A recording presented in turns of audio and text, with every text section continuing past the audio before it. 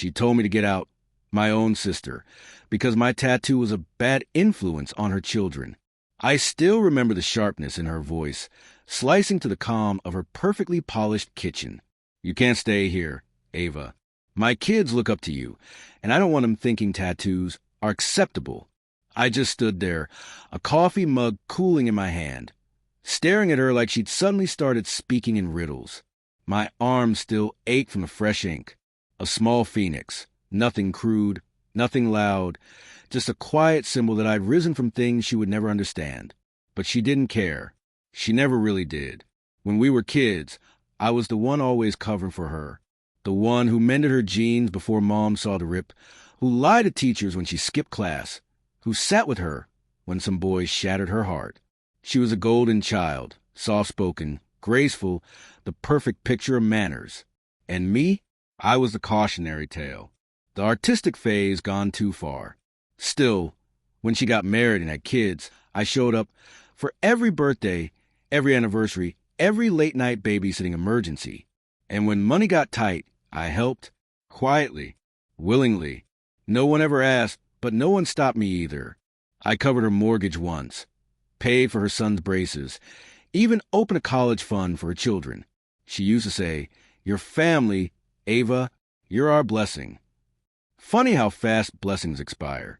I realized her problem wasn't my tattoo. That was just a mask for something deeper. It started gradually.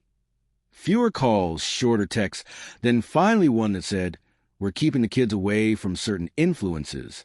Certain influences, meaning me. Then I found out she'd been gossiping to her friends, calling me unstable, claiming my career was just a phase, saying I used money to control people. Control people. I'd been financing her life for years. When I checked the trust fund I'd set up for her kids, I saw her name added, without my consent. She'd been withdrawing from it for months. Vacations, designer handbags, family emergencies. That was when the warmth in me froze over. I didn't yell, didn't confront her. Not yet. I just pulled back quietly, played the role of the wounded sister. She liked that. It made her feel righteous. Then I started making calls. Legal ones. Turned out the trust was entirely under my name. Every cent was mine to move. So I did. Every dollar. Then came the Europe trip, the one she'd been bragging about for months. Her kids couldn't stop talking about it at school. 2 weeks before departure, she called me. "Ava, honey, can you help cover the flights? We'll pay you back afterward." I almost laughed. I said sweetly, "Of course." Then I transferred the money straight into my own account and booked a solo flight to Italy. The first night in Florence, I sat on a rooftop bar watching the sun drop over the city, sipping wine that cost more than her so-called emergency fund. My phone buzzed, 12 missed calls from her, then a text. "You ruined everything. My kids are heartbroken." I didn't respond. Instead, I sent a picture, my wrist resting on a marble table, the phoenix tattoo glowing under the orange sky. The caption read, "Rising again." Months later, she cornered me at our mother's house, her voice dripping venom. "You took their future." I looked her straight in the eyes.